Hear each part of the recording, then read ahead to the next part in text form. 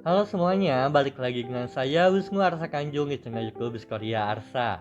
Nah, pada video kali ini kita mendapatkan kedatangan kamu spesial.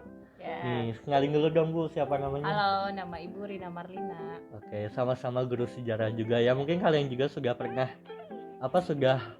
bertemu, sudah pernah diajar gitu ya Ya, dengan Ibu. ya, walaupun nggak semua kelas ya, baru beberapa kelas aja yang Oke. baru bertemu dan itu juga nggak panjang banget durasinya.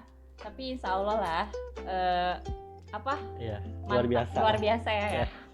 Nah mungkin kan kita pada video sebelumnya saya sudah menjelaskan nih mengenai hasil kebudayaan berdasarkan zaman. Nah berdasarkan zaman ini dibedakan menjadi beberapa zaman gitu ya Bu Iya, ya. beberapa Ada zaman. zaman apa Bu?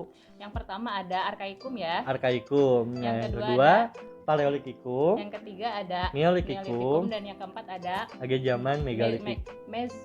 Mesolitikum.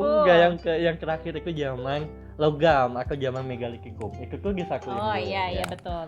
Ya, mungkin saya kemarin tidak menjelaskan videonya, akan tetapi sudah menugaskan. Tentang megalitikum dan logam ya. Iya. Nah, oke. Pada pertemuan kali ini atau pada video kali ini kita akan membahas mengenai hasil kebudayaan zaman berdasarkan masa berburu dan meramu. Nah, kita akan lebih ulik lagi, lebih apa ya Bu?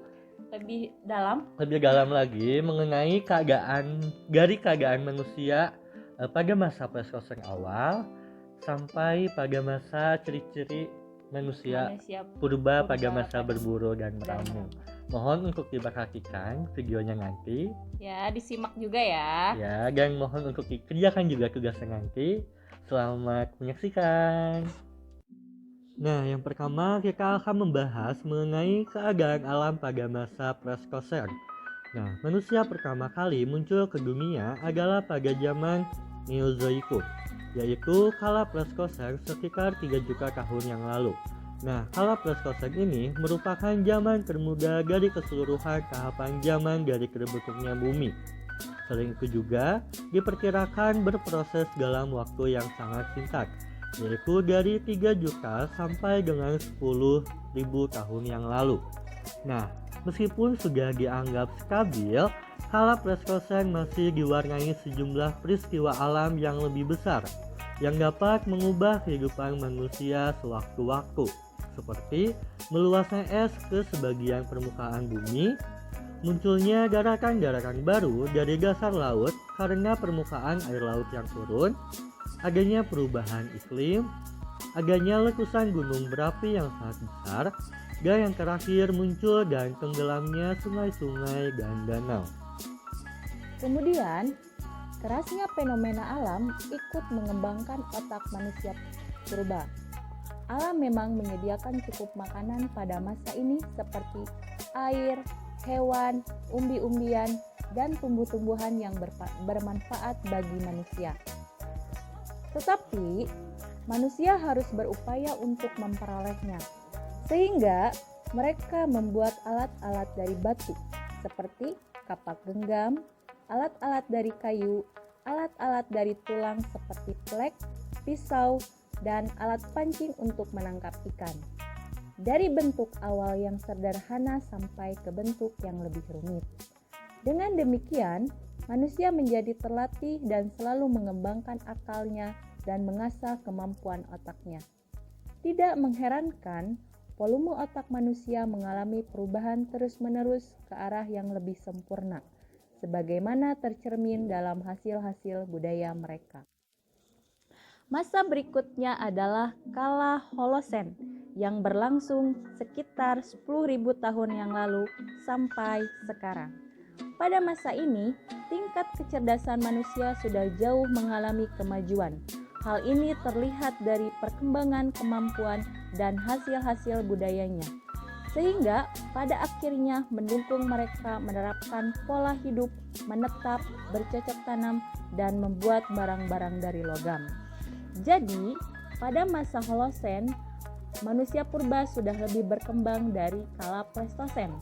Hal ini dapat dibuktikan dengan hasil kebudayaan yang mereka buat. yakni pada masa Pleistosen awal hasil kebudayaan masih terbuat dari batu, sedangkan kala Holosen sudah terbuat dari logam. Nah, selanjutnya kita akan membahas mengenai corak kehidupan masyarakat purba dan hasil kebudayaannya. Nah, seperti yang kita ketahui, pada saat bermigrasi dari Yunan ke Indonesia, nenek moyang bangsa Indonesia membawa teknologi dan tradisi mereka, seperti membuat kapak, cara bercocok tanam, serta cara membuat alat perlengkapan hidup dengan bahan dasar tambang. Nah, berikut ini kita akan membahas lebih dalam lagi mengenai cara kehidupan masyarakat purba jika ditinjau dari sisi kehidupan sosial dan sistem mata pencaharian hidupnya. Yang pertama, kita akan menjelaskan mengenai manusia purba pada masa berburu dan meramu. Nah, masa berburu dan mengumpulkan makanan ini disebut dengan food gathering, yakni masa ketika manusia purba mengumpulkan makanan-makanan yang dibutuhkan mereka untuk bertahan hidup dengan cara berburu dan mengumpulkan makanan yang tersedia di alam, seperti di sungai, danau, laut, dan hutan-hutan di sekitar tempat tinggal mereka. Nah, masa berburu dan mengumpulkan makanan ini terjadi pada masa Paleolitikum atau zaman batu tua, serta berbarengan dengan kala Pleistosen sekitar 2 juta tahun yang lalu dan berlangsung selama 600.000 tahun. Nah, pada masa ini kondisi bumi masih belum sepenuhnya stabil. Ciri-ciri manusia purba pada masa berburu dan meramu di antara lain hidup selalu berpindah-pindah tempat atau yang disebut dengan nomaden. Nah, alasannya itu ada dua. Yang pertama, binatang yang mereka buru di tempat yang lama sudah semakin berkurang. Dan alasan yang terakhir, yakni binatang buruannya akan berpindah tempat jika musim kemarau ke arah sumber air. Kemudian, mereka hidup dalam kelompok-kelompok kecil untuk memudahkan gerak mereka dalam mencari dan mengumpulkan makanan. Nah, hidup mereka tergantung sepenuhnya kepada alam. Kemudian, selain yang dijelaskan oleh sebelumnya, berikut ini ciri-ciri masyarakat manusia purba pada masa berburu dan meramu, yaitu untuk mendukung kegiatan mereka mencari makan, manusia purba menggunakan alat-alat sederhana dari batu, tulang, duri ikan, dan tanduk yang bentuknya masih sangat kasar. Nah, alat ini banyak ditemukan dari daerah Pacitan, Jawa Timur, dan Ngandong. Contohnya, kapak genggam hand axe untuk menggali, memotong, dan menguliti binatang. Kapak perimbas atau chopper untuk merimbas kayu, pemecah tulang, dan senjata. Flex, alat serpi untuk mengiris daging dan memotong umbi-umbi. Dan mereka menggunakan bahasa yang sederhana dibantu dengan bahasa isyarat. Pada masa berburu dan meramu tingkat lanjut, masyarakat telah memiliki kemampuan tambahan seperti menemukan api. Ini penemuan terpenting pada masa berburu meramu tingkat lanjut. Dengan api, mereka dapat lebih bertahan terhadap cuaca dingin dan mulai mengenal cara memasak makanan. Naruli melindungi diri dari binatang buas dan dari fenomena alam seperti hujan, petir, banjir, dan gunung meletus dengan cara mencari tempat berlindung di gua-gua atau di atas pohon. Manusia purba tingkat lanjut ini juga dapat menangkap ikan dengan cara yang sederhana, memakan kerang bagi mereka yang hidup di pantai, semi sedenter, artinya tinggal cukup lama di suatu tempat, dan pembagian kerja, laki-laki berburu dan perempuan mengumpulkan makanan serta mengurus anak.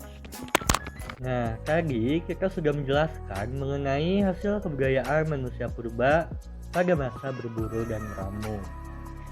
Terus Bu, Semoga apa yang kita jelaskan dapat dimengerti oleh kalian semua. ya semoga dapat mengerti. Iya, mengerti. Sekian saja video kali ini. Mohon maaf apabila banyak kesalahan serta kekurangan. Sampai jumpa di video selanjutnya. Bye bye.